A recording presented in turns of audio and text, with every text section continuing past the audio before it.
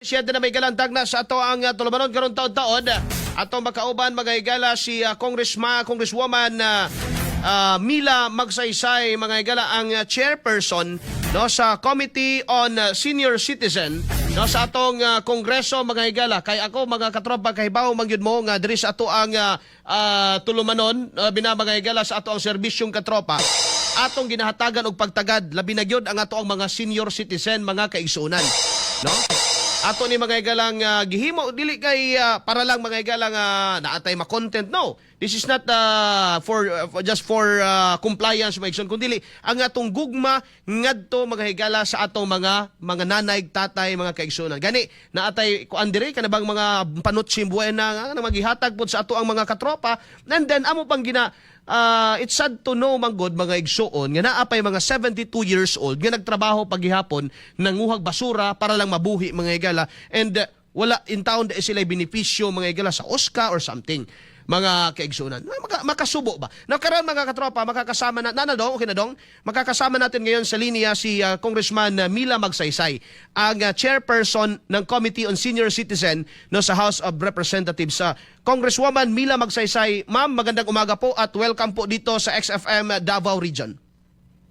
Umaga, at sa lahat ng mga nakikinig, magandang, lalong-lalo na sa aking mga United Seniors, magandang buhay sa ating lahat. Opo ma'am, nakakaintindi po ba kayo Congresswoman ng Bisaya or konti lang? Hindi, Ilocano. Ilocano na imbag na bigat kada kayo, ma'am.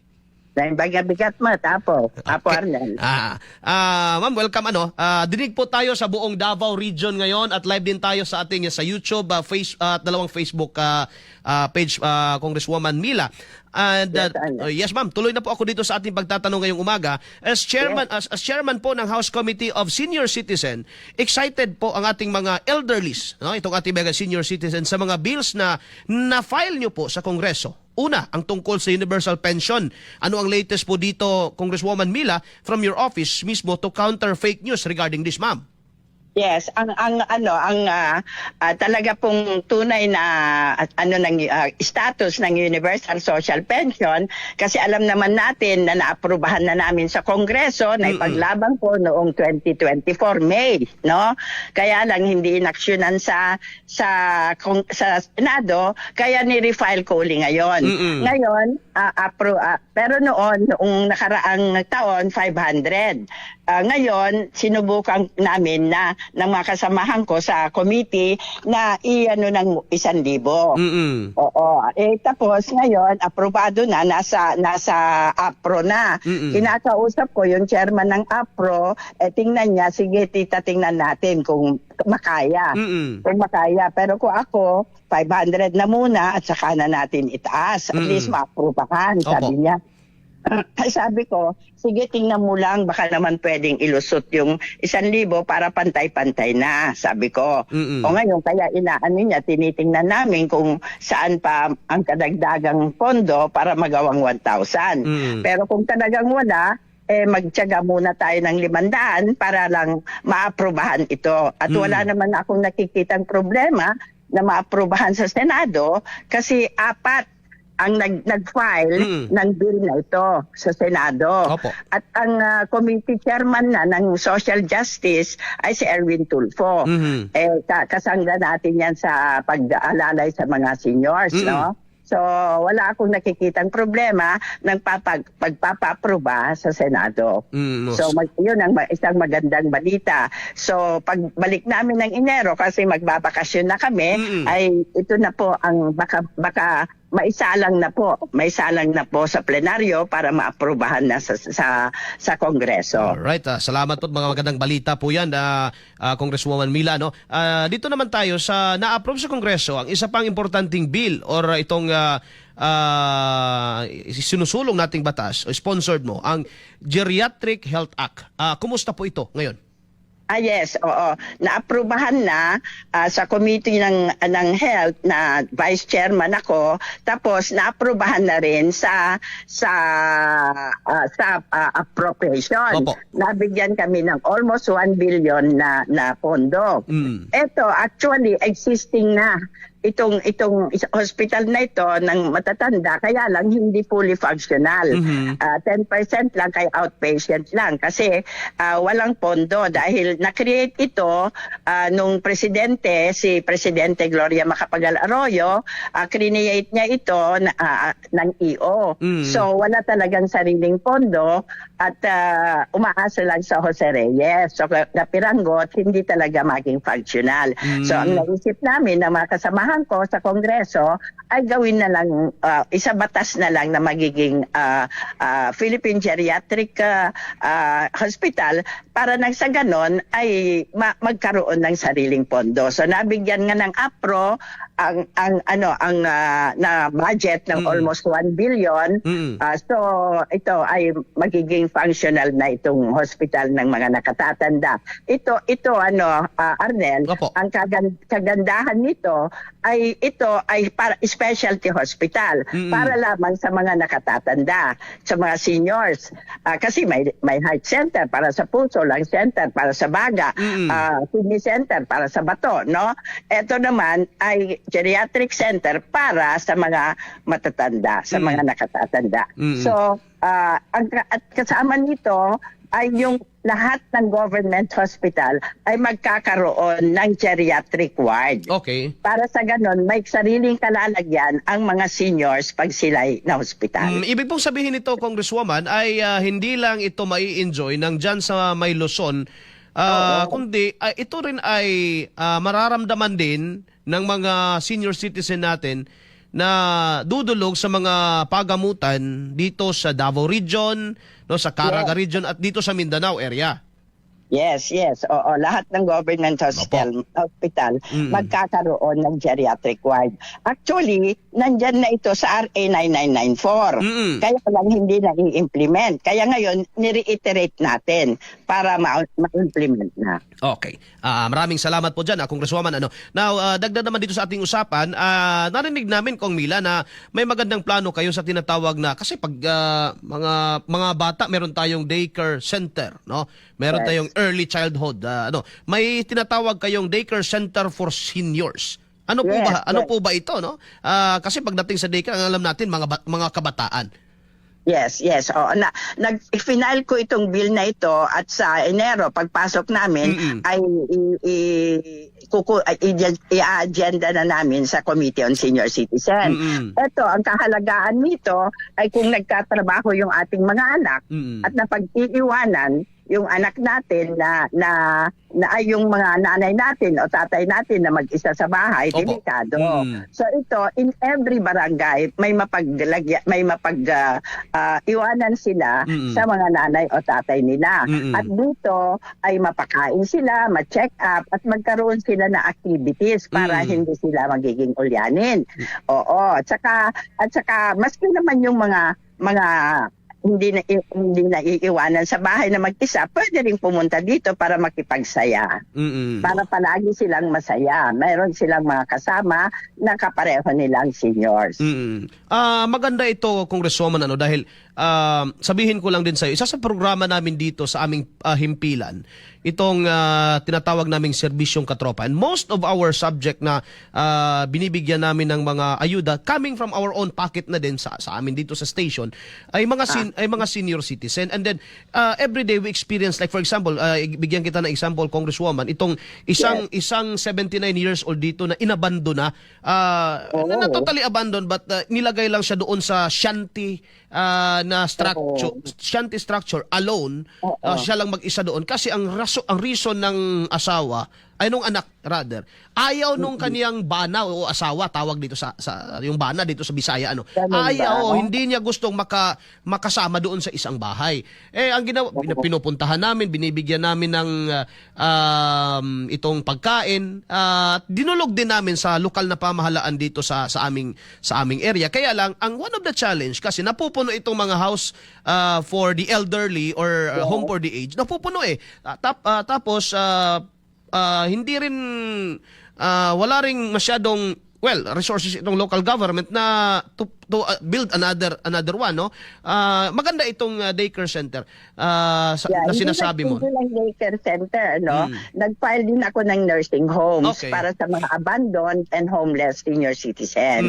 Para meron po silang matirhan at dito po ay maalagaan sila.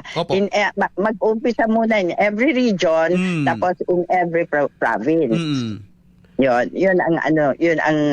ang itong batas na ito na nursing homes. Opo, okay. Dagdag pa po dito, nalaman din namin ang tinatawag na sangguniang seniors. Isa sa magandang plano. Ano po ito? Sangguniang nakakatanda. Ano po ito, Congresswoman? Di ba merong sanggunyang kabataan? Meron, oo. Dapat meron ding sanggunyang nakatatanda para marinig ang boses ng mga seniors kung ano man ang problema nila, kung ano mga pangangailangan nila sa lahat ng konseho, barangay, municipal, city, at provincial. Pag barangay, parang kagawad sila. Pag municipal, konsehal. Pag city, konsehal. Pag provincial, parang board member. Ganon. Para magkaroon sila ng boses sa lahat ng konseho. At dito, ang every barangay election, kasama ito. At ang boboto sa kanila ay kapareho din nilang mga seniors. Alright. So maraming salamat po. Dagdag pa po nito, kung Mila, no, alam namin na nakarating na sa iyong office ang daming reklamo sa mga qualified senior citizen na di man lang nabigyan sa social pension. Marami kaming kilala dito niyan, no? Actually, may mga nakilala pa kami dito, kung Mila, binibigyan namin ng Noche Buena package. Yung mga reporter namin ang actually ngayon is paunti-unti nagbibigay, no? 72 years old, nagtutulak pa yan ng kariton, naghahanap ng mga basura. Tapos hindi ang sabi in interview namin ay hindi pa kami nakatanggap ng 1,000 from the yung social pension kasi daw wala pang namamatay. Ang saklap naman yan, no? Antayin pa ba natin na may mamatay pa para mapasok sila doon sa budget? Kahit na qualified talaga, kung Mila, dahil 72 years old, kaya lang napilitan pa rin na maghahanap buhay kasi wala naman talagang another source of income. Alam mo kasi, Arnel, hindi naman sa edad yun sa status ng buhay. Kasi ang qualified ngayon, dapat ang qualified na tatanggap ng social pension ay mga indigents. Ibig sabihin nun, yung masasaktin, walang-wala, walang mapagkuhanan, walang sumusuporta. Dapat 'yon ang mga tatanggap, no? Pero may mga tumatanggap diyan na may pension. Kaya nag-verify ang DSWD, tinanggal yung mga 'yan. Pero dapat palitan yung tinanggal, palitan kasi ang budget nito ay nakapeg diyan. So kung walang mamatay, walang papasok. Yun. Pero marami-rami yung natanggal, so marami namang pumasok. Oo. Kaya nga ang sagot niyan para wala nang reklamo, itong Universal Social Pension. Yan, oo. Para lahat na ng seniors, wala nang pili-pili, wala nang lista-lista. Basta 60 years old ka pataas, mayaman ka man, mahirap ka man, may pension ka o wala, ay qualified kang tumanggap ng buwanang pension pag ito'y naisabatas na. Okay, so we are praying and rooting on that, Kong Mila. Napakaganda yan kasi para ito sa ating mga nanay at tatay. Ito pa naman yung sabi sa batas ng Diyos na ingatan natin, irespeto natin itong ating mga magulang para humaba ang ating, ito lang pala sekreto sa paghaba ng buhay. No, itong mga magulang natin ay alagaan natin itong mga nanay at tatay. Okay, so at alam mo, nasa kultura natin yan Arnel, na maski na anong mangyari, katabi pa rin natin ang nanay at tatay natin, di ba? Hindi ko maintindihan yung mga anak na basta itakwil na lang ang magulang. Parang hindi ko yun maintindihan. Napakasama yun. Napakasama. Alam mo, ito lang ang commandment, utos ng Diyos sa 10 commandments na may promise, may pangako ang Diyos. Na honor your father and your mother and you will have a long and prosperous life. Yun lang Kaya pala. dapat ito ang pagbasehan ng mga anak na wag nila itakwil ang kanilang mga magulang para sila ay mabiyayahan ng Diyos, para gumanda ang kanilang buhay. Opo. So maraming salamat po dyan, Congresswoman Mila Magsaysay. Ma'am, dahil papalapit na po, nasa Christmas season na po tayo. Ano naman po ang iyong mensahe, pamasko doon sa ating mga, and actually I hoping na magkaroon tayo ng a strong partnership dito sa aming programa at saka sa United Senior Citizens Party List, no, para rin sa ating mga seniors. Your Christmas message po, ano, sa mga nakikinig na yun, mga mostly seniors, ma'am.